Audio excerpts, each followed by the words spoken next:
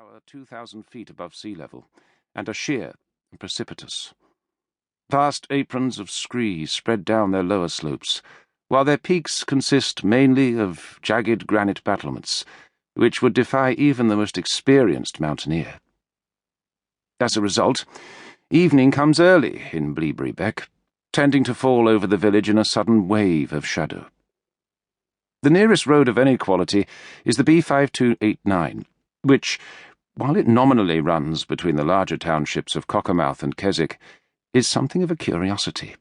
A steep, narrow route which loops tortuously and somewhat unnecessarily down through the Borrowdale Mountains, only breaking out into the next valley via the perilous Honister Pass, which for much of the year is closed.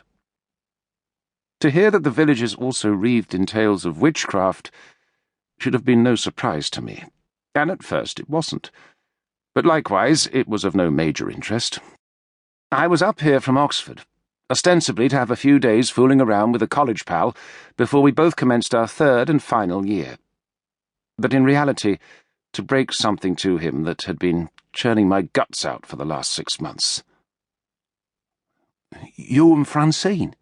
he said, looking startled over his pint of countryman's gold. We faced each other across a table in the Mountain Drove, Bleaberry Beck's quaint oldie-worldy tavern. All around us Sunday lunchtime life went on.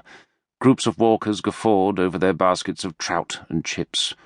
A young family were also eating, their youngest member, a toddler in a high chair, constantly and furtively passing chicken nuggets to the cocker spaniel hiding under the table. "I know it's a shock," I replied, "but I didn't want you to find out from the wrong people." "And who are the wrong people, Richard?" I don't think Purlock meant it to be a clever question. He still looked as if he was in a state of shock. "Anyone but me. Look, Dean, we've been friends a long time. I value that too much to let something like this get in the way."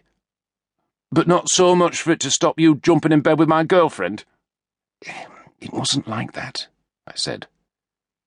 And despite his sense of outrage, it wasn't. To start with, Francine had not really been his girlfriend. He'd had a crush on her throughout our time at Corpus Christi. He'd dated her, he'd danced with her, he'd even kissed her at the occasional party, but he'd never actually gone out with her. And I knew this because she'd told me herself. At first, she'd found his infatuation flattering, then endearing, but finally, inevitably, a bit of an irritation. It wasn't that he was overly persistent. He didn't pester her to death, yet he was always there, in the background, available for a chat if nothing else, ever ready to push his luck if he sensed she was in a receptive or vulnerable mood. Given his big, ungainly frame, his reddish hair and weathered complexion, I'd imagine this was the only way he'd ever really be able to worm his way into the affections of young ladies. They would certainly have made no approach to him, his good nature and easy humour notwithstanding. "So that's it," he said, with a matter-of-fact shrug. I hadn't expected violence or anger. I'd only known Purlock for 2 years, but those were 2 years of intimate association in that typical university style, so I'd been certain that he wasn't going to throw his drink at me or turn the table over or anything like that. But I hadn't expected him to be so strangely calm. "It's best if it's out in the open, Dean." He nodded sagely.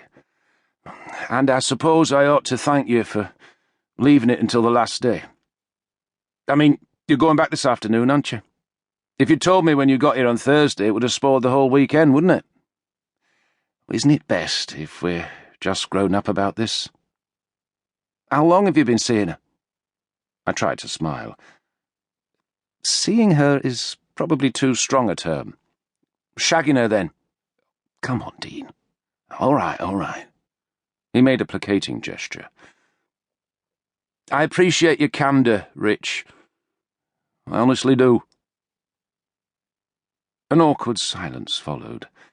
I still wasn't sure what had ever made Purlock think that he and Francine had been destined for each other in the first place. He was bright and educated, but still a fairly rough-edged chap.